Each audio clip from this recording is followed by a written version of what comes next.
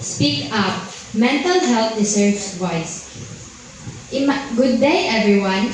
Imagine waking up every morning with a heavy chest, tired mind, and a fake smile.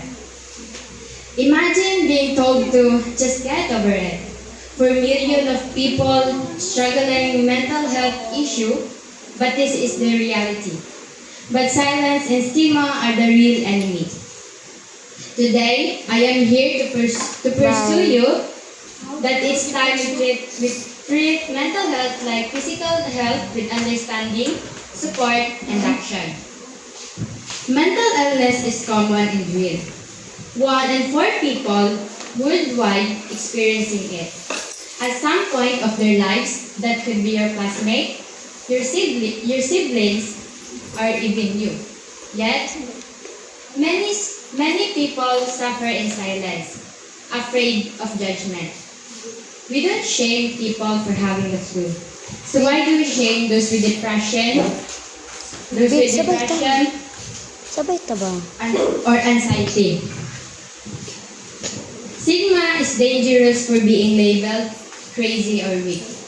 Stop people from seeking help.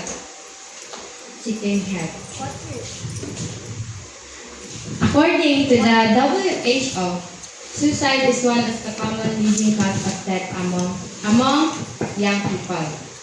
Ending, stigma isn't just about kindness, it's about saving lives.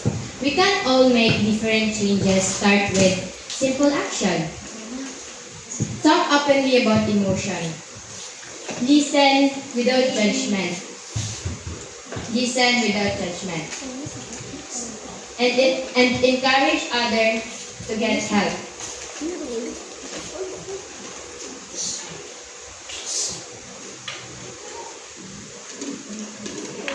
School, workplace must provide better mental health support. Every voice matters, including yours. Let's break the silence. Let's replace shame with support. Mental health matters. So those